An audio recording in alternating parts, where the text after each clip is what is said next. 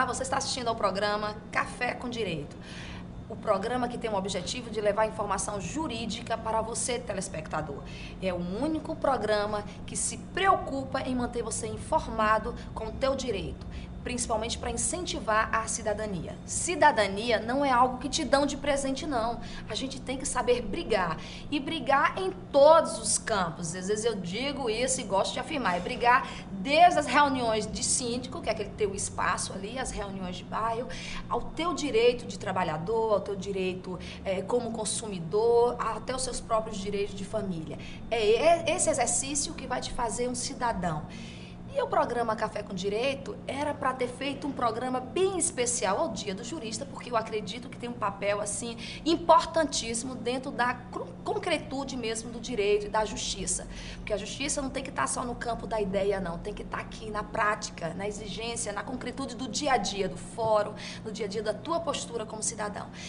Mas eu não deixei passar, não. Nós não estamos no dia 11 de agosto, mas eu consegui reunir aqui no programa Café com Direito, numa mesa redonda. Por que redonda? Porque é democrática e cada um fica numa posição que vocês vão poder discutir temas que afligem o dia a dia do cidadão, né, do tutelado da justiça, do advogado e da própria magistratura, porque eu consegui reunir aqui nessa mesa um juiz, o doutor Euler Jansen, uma advogada, Débora Petter, né, também professora, e o procurador, procurador da Justiça Federal, procurador-geral da Advocacia Geral da União, o professor Odilon Fernandes, e a gente vai discutir temas aqui da contemporaneidade, do que está acontecendo, das nossas dificuldades.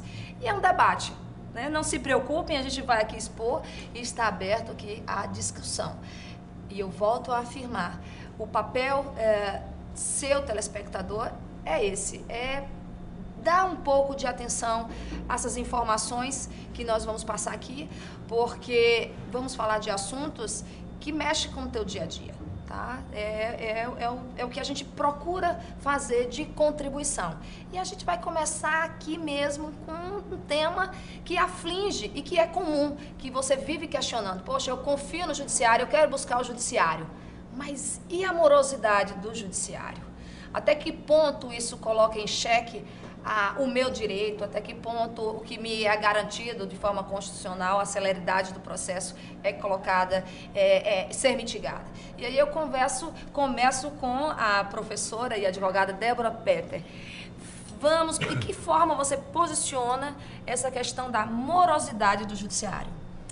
Sheila, eu sempre costumo tomar muito cuidado quando eu vou falar na morosidade do Poder Judiciário. Por quê? Porque o Poder Judiciário, assim como o Poder Executivo, ele depende das normas emanadas do Poder Legislativo. Então, muito cuidado ao atribuir toda a responsabilidade ao Poder Judiciário. Ele está obedecendo normas pré-estabelecidas pelo Legislativo. Quando tratamos de morosidade, estamos tratando diretamente de técnica processual. Então, outra ressalva que eu faço antes de fazer algumas críticas é dizer que não se deve abrir mão da segurança jurídica estabelecida por meio dos trabalhos técnicos processuais para se dar celeridade ao processo. O direito não deve ser visto como algo que deve ser feito muito rápido, pelo contrário, nós temos ali direitos das pessoas, nós temos ali vidas em jogo, vidas que podem ser modificadas. Então, toda a calma nesta hora, quando se está falando em direito de algum cidadão. Entretanto, algumas coisas me parecem emperradas assim, no Poder Judiciário, como nós vamos tratar aqui a respeito dos prazos impróprios, que eu vou deixar para meus colegas depois, para o meu colega Euler Jansen, juiz, explicar o que é o prazo impróprio, porque ele lida com isso todos os dias. Eu sofro as consequências. Mas dizer assim, a morosidade do Poder Judiciário, ela existe, ela pode ser melhorada. No meu ponto de vista, depende do Poder Legislativo modificar algumas legislações que nos dão para nós advogados muitas ferramentas que acabam ocasionando esta morosidade, e lembrar também que tudo que é feito no Poder Judiciário é feito por pessoas, é feito por seres humanos, e essas pessoas têm a sua limitação. Então, um funcionário do Poder Judiciário, ele tem uma limitação, uma capacidade diária de trabalho, e isso também deve ser considerado.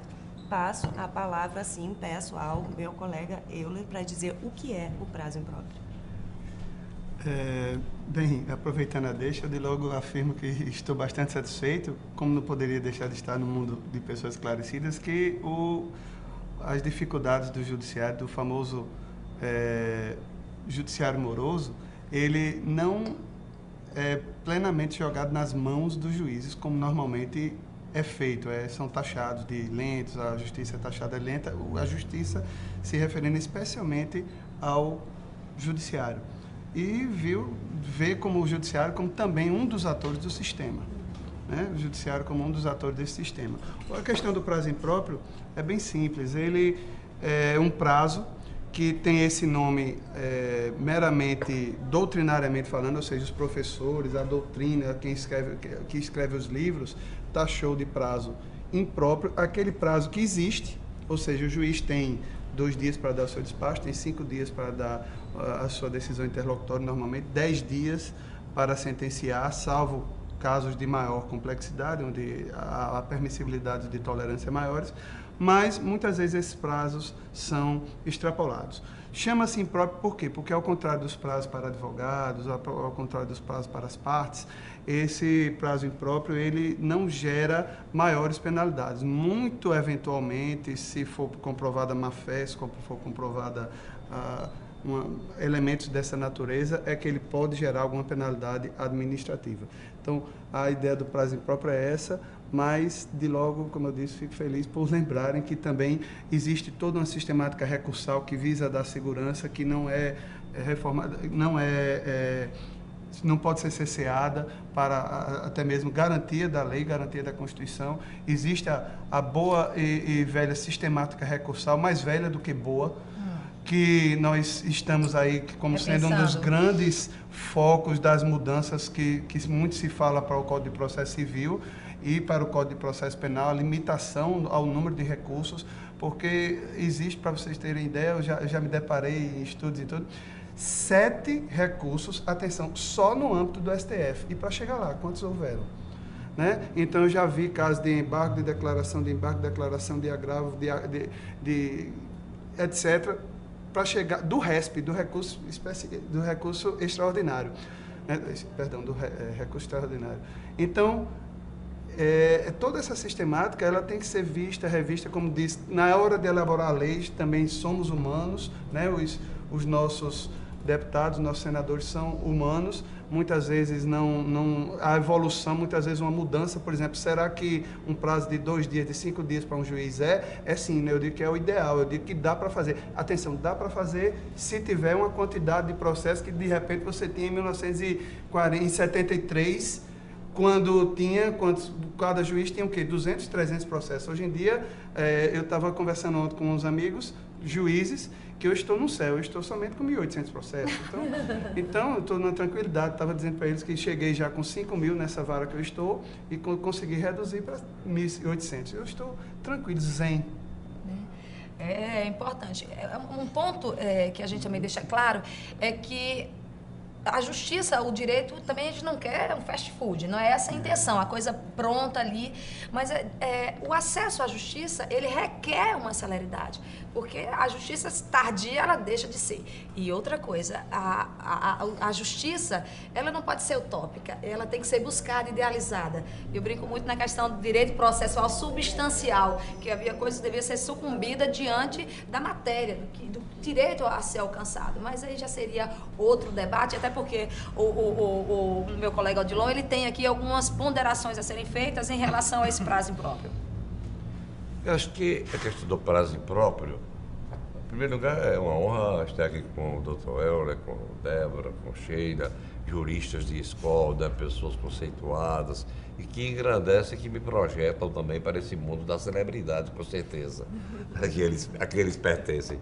Mas a questão do prazo impróprio não diz respeito estritamente ao descumprimento daquilo que está previsto em lei por parte do magistrado, por parte do servidor de justiça. A questão do prazo impróprio, com muita propriedade e competência, disse a doutora Débora, passa pelo Legislativo. Tudo que diz respeito a essas dificuldades no Judiciário passa pelo Legislativo. Por quê? porque o legislativo não presta o apoio necessário do ponto de vista econômico-financeiro ao judiciário. O judiciário é um poder que se procura quando se acredita nele. Segundo Calamandrei, o judiciário é como os deuses. A eles só recorrem os que neles creem, os que neles acreditam. E eu acho que quando se recorre ao judiciário é porque se está em situação, talvez, de extrema necessidade de solução de um problema social, de um conflito, e a possibilidade da vida social repousa na competência, na instrumentalização e na existência propriamente dita do Poder Judiciário. Nós devemos a nossa vida, a vida da humanidade, à existência do Poder Judiciário. Senão, teríamos diante de nós aquela terrível possibilidade de satisfazer todas as pulsões que às vezes tentam nos dominar. Eu sou o mais forte, eu posso. Então nós temos um débito e um crédito também a dar ao Poder Judiciário. Agora, é na realidade necessário, antes de tanta reforma que gera insegurança jurídica, insegurança econômica, incredulidade com relação ao Brasil, que se dê efetividade ao que já existe por aí. Tanta reforma, eu digo porque no artigo que escrevi há pouco tempo, publicado na Consulex, eu disse que existe na lei muita coisa que não é cumprida. Por exemplo, a questão dos prazos que o nosso magistrado exemplar, que o doutor Jacé falou. Por exemplo, o prazo é audiência de instrução e julgamento. Então, a audiência de instrução e julgamento. Presume-se que ali pode repousar a solução de todo um conflito. Instruir quer dizer, para o leigo, significa ouvir todas as partes, apreciar todas as provas e prolatar a sentença.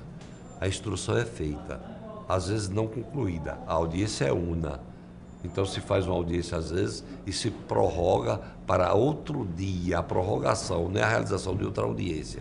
Então, já começou a se descumprir o prazo aí. Deixou de ser una, digamos assim, por uma questão de semântica ou uma questão de vernacular. Ela deixou de ser una, deveria ser una. O julgamento, efetivamente, nunca ocorre na instrução de julgamento, porque até mesmo a instrução de julgamento nem se realiza na sua completitude.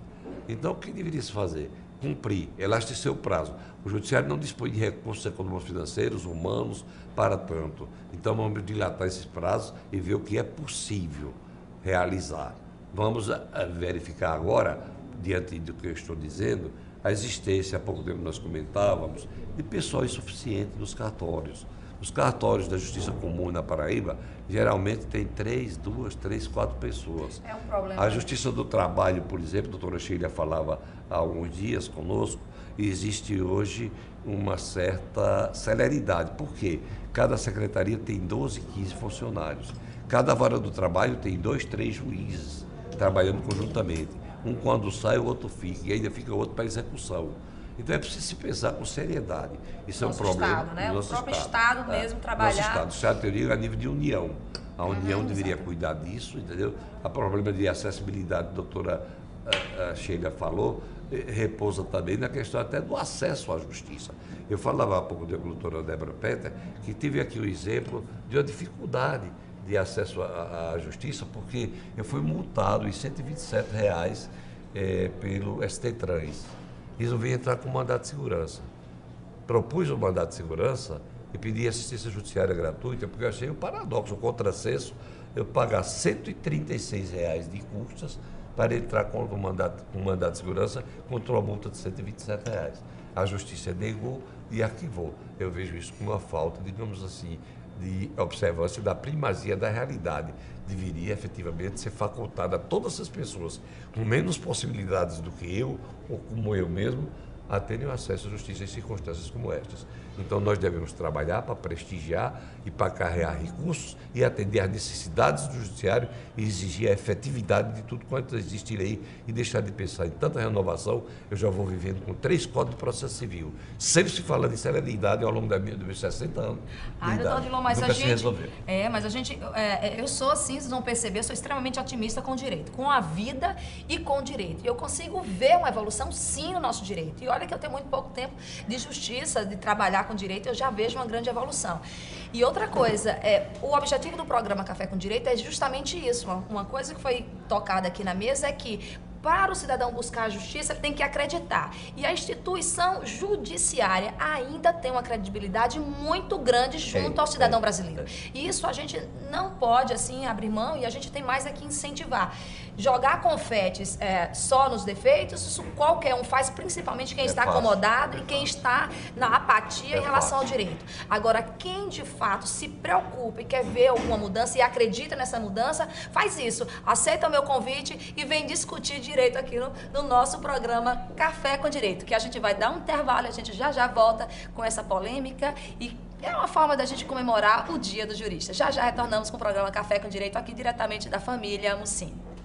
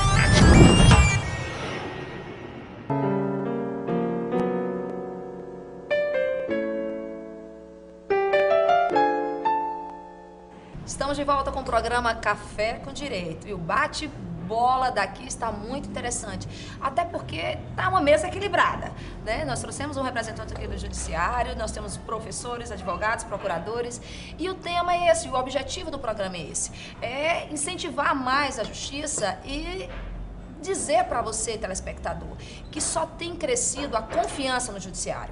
Nos nossos bastidores a gente estava justamente falando isso. E o programa tem esse objetivo. Se você acredita no judiciário, você tem força para poder brigar em relação ao teu direito de ir atrás. Problemas no judiciário, problemas a gente vai sempre encontrar em todas as situações. O que a gente tem que fazer é enfrentar, né? E aqui o objetivo é esse, e o nosso juiz aqui, o doutor Euler, está aqui disposto justamente para falar sobre esses problemas, de que forma resolver, de que forma a receber sugestão da população. Até porque, doutor Euler, a gente, num programa passado, a gente estava falando justamente de um papel tão importante que o judiciário está tendo, que é o ativismo. Vocês estão tomando a frente de muitas situações em que o legislativo está recuando. Recuando não, está inerte. Então, diante disso, o judiciário está ficando mais forte. Está se confiando mesmo com esse problema que já foi colocado aqui, dos prazos impróprios, um pouco da morosidade do judiciário. Agora, enfrentando no dia a dia as suas audiências, as suas querelas, né, do cidadão, como o senhor tem enfrentado isso na prática, no dia a dia, encontrando, olhando na cara do tutelado que está ali brigando, reclamando? Como o senhor vê isso e como o senhor está encarando isso? Bem, eu sempre encaro com otimismo. Eu também estava ali dizendo que partilho desse otimismo com a sociedade e tanto partilho que, só para lhe dar um exemplo breve, não tinha falado nisso ainda, mas aconteceu esse mês, eu ficar muito feliz com um caso interessante. Chegou a pessoa, tudo numa página boa, o casal, doutor, não, doutor, porque quando a gente procurou se divorciar, a gente fez uma pesquisa na internet e aí a gente encontrou seu blog. Aí no blog eu tenho algumas coisinhas assim que eu chamo de espaço cidadão, que eu coloco perguntas Aí ele disse, então a gente já veio saindo aqui sabendo os direitos da gente. Tá entendendo? Sabendo que eu tenho que dividir com ela assim, assim, assado, sabendo que a criança tinha que ficar assim, tinha que ficar assim, que a visitação ia ser assim. Então, foi tudo já, assim, isso daí estimula a confiança deles no judiciário, estimula a confiança do judiciário na boa-fé do cidadão, porque é um mecanismo muito interessante de conciliação. Inclusive o Tribunal de Justiça da Paraíba está criando núcleos de conciliação, temos à frente desse núcleo de conciliação tem a desembargadora Fátima, que gosta muito dessa matéria, e ela e todos da administração do Tribunal de Justiça estão querendo desenvolver esse mundo da conciliação, porque na realidade não é só a questão de sair do judiciário, é a questão também que as coisas ficam mais bem resolvidas no mundo da autocomposição. Entenda, você chegou àquela decisão porque você realmente descobriu que aquilo ali era o seu direito, é o que a lei tem para você, é o que você não, com isso, tendo esse direito, não fere o direito do outro. E você chegou àquilo ali sozinho. É muito melhor do que ser alguma coisa imposto. Por que você está pagando isso? Porque o juiz botou para pagar? Não, porque você está pagando isso. Por quê? Porque realmente, olhando todas as facetas que o juiz me mostrou, que é um valor que eu considerei justo, eu mesmo ofertei esse direito, ele disse que estava razoável, levou a proposta e foi aceito por todos. Então, o mundo da autocomposição é um mundo mais bonito também para gerar, inclusive, celeridade e essa satisfação com o judiciário e essa credibilidade também.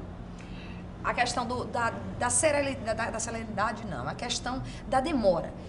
Em plena audiência, a reclamação, você sente isso diretamente das partes, essa reclamação? É feita isso em audiência? Se comenta isso? Como é enfrentado isso? Olha, na realidade, por a gente ser juiz, o pessoal às vezes não reclama.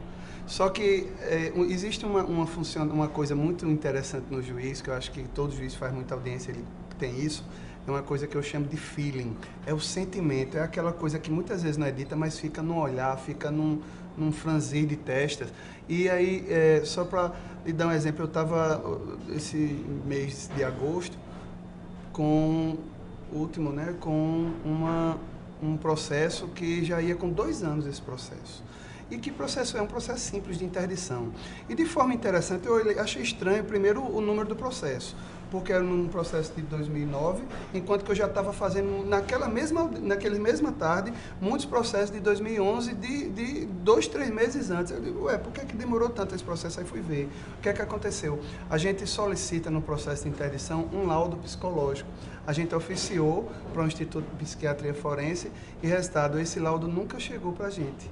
Esse laudo, tanto que depois veio a parte, a gente pediu esse ofício novamente e eles não mandaram. Aí depois a parte foi lá, a gente entregou, aí mandamos mais uma vez solicitando, foi quando veio, ou seja, o processo mesmo já estava com 2 anos, só que, aspas, caminhando no judiciário tinha 3 meses.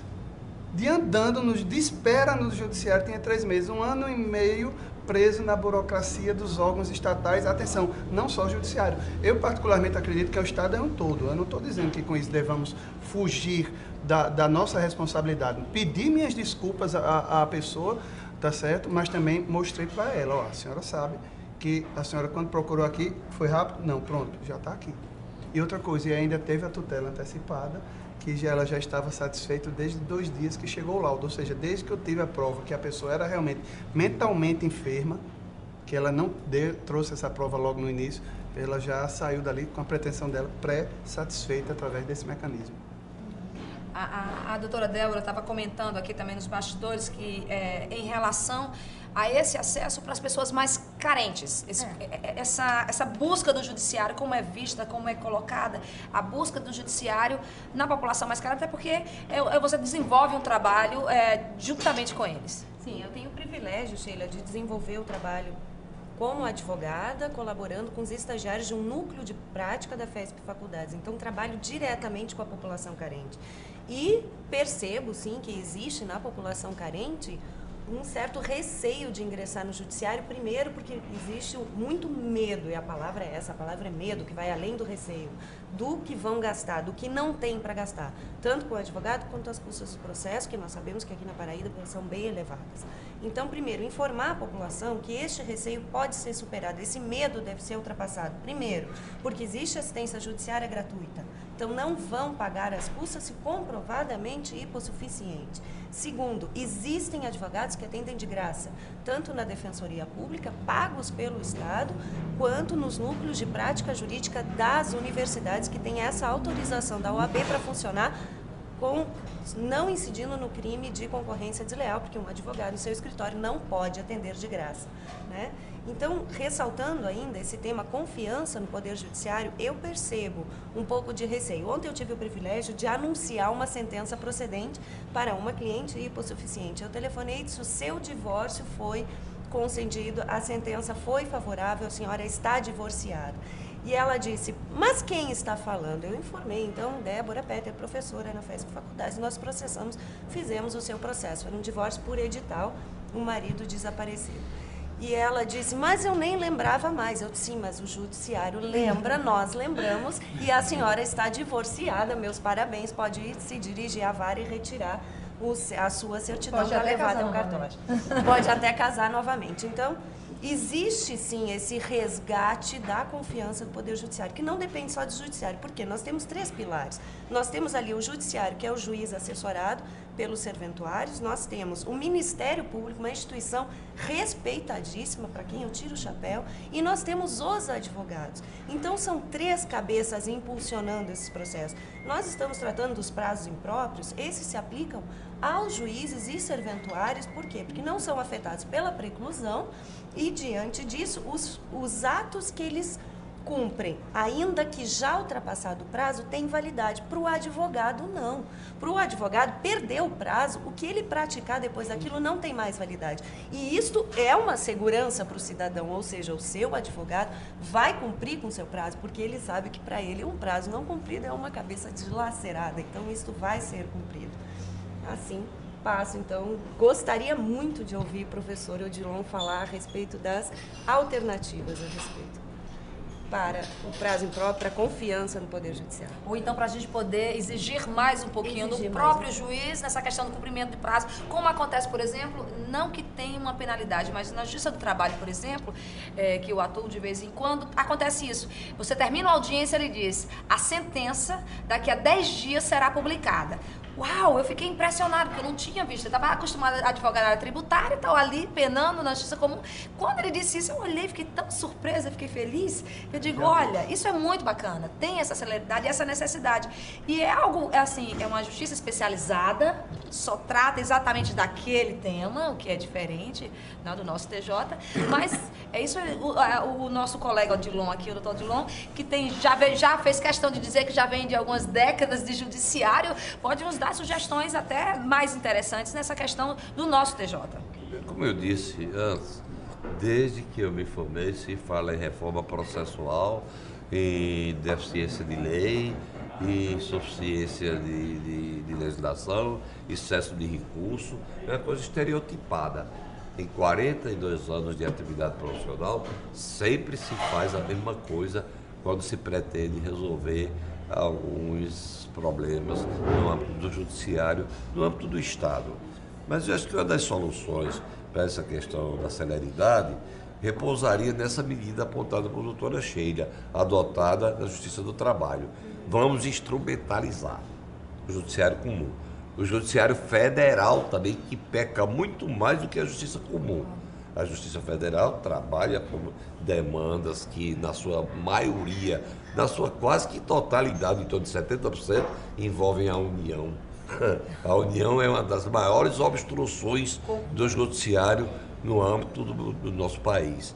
O Quem Estado está fechando as posses do STF, do STJ, são exatamente essas demandas não cumpridas pela União. No Estado, esse problema não se avoluma, cresce com a questão do envolvimento dos estados e dos municípios nas demandas perante o judiciário. Então, o que se precisaria? Vamos determinar na legislação, audiência de instrução e julgamento, 60 dias para prolatar a sentença, mas vamos dar instrumentos materiais para que se efetive e se atenda à necessidade do jurisdicionado. Acho que seria simplesmente isso, porque as dificuldades realmente começam com o acesso à justiça. Na Paraíba, as custas estão em torno de 10% a 11% do valor da causa em termos gerais. Acho que o doutor Jansen não pode discordar disso, porque se você tem uma questão de indenização de R$100 mil, você teria que pagar em torno de R$11 mil de custas. Quer dizer, ninguém na Paraíba pode pagar isso, salvo aquelas ilhas de exceção e de excelência financeira que existem em todo canto, pessoas multimilionárias. Mas eu talvez tenha um salário razoável, talvez não tenho. sou procurador da AGU, meus salários, mas eu não posso tirar 10 mil reais para pagar de custas. Eu disse há poucos dias, numa crônica que escrevi também pela revista Consulex, que um ministro do Supremo Tribunal Federal não poderia pagar 10, 11 mil reais de custos da Paraíba para demandar contra quem quer que fosse. Então a gente precisa ser realista. Novamente a questão da primazia da realidade. Vamos ver a sociedade onde nós vivemos. O Estado pode investir mais na justiça. Eu tenho convicção, porque é superavitário, todo ano aumenta a arrecadação e não se sabe o que se faz depois da corrupção com tanto dinheiro, né? Porque vamos diminuir, né, o dinheiro que sobra na corrupção, aplicar em educação, saúde, segurança, no judiciário, né, na infraestrutura do país. Está faltando isso também, está faltando por parte do Executivo e Legislativo cumprir a sua parte para que se torne mais prestigiado ainda, efetiva e célere a justiça. Nós temos também um pecado que às vezes envolve a magistratura, no âmbito federal, estadual, também no âmbito trabalhista. Eu tive há pouco tempo uma experiência dolorosa. Um homem acometido de câncer grave, terminal, demandou na justiça um mandado de segurança, morreu, conseguiu o julgamento definitivo, a mulher se habilitou, foi acometida de um câncer, situação crítica, não se resolveu ainda, já vai se demandar 2 anos. Então eu acho que, por exemplo, população carente, a doutora Débora falou, quem é mais carente do que o idoso com a doença grave que tem a certeza da antecipação da morte? Falta sensibilidade à magistratura nacional quanto a esse segmento da nossa população. Até porque legislação a gente tem. Legislação nós temos, o que está faltando... O artigo 1211, letra A, do Código de Processo Civil, garante isso ao idoso. Garante a Lei 12.008, doutora Sheila, a Lei 12.008/2009, garante ao doente grave também esse tratamento preferencial prioritário, mas isso é uma falácia. Nós não precisamos de falácia, nós precisamos do dizer e fazer. Claro. Então precisa se cuidar desse aspecto delicado. A pessoa... de iniciativas também do próprio dos tribunais de Dos justiça, dos tribunais federais, A de formar resolução mentes conciliadoras e mentes práticas. Uma pessoa com Mas 80 anos, isso requer O que é que vocês acham capacitação. disso? Também, e não, e postura do próprio TJ para poder investir nesse setor. E apesar de que eu já tive o prazer de entrevistar aqui uma juíza que foi a juíza Silmere Vita, que era foi um modelo, né, para poder, junto com a Universidade da Cândida Vargas, sobre um modelo de gestão. Eu fiz algumas críticas depois, porque eu acho que se o juiz já não dá conta do que tem, e administrar uma vara eu acho mais complicado.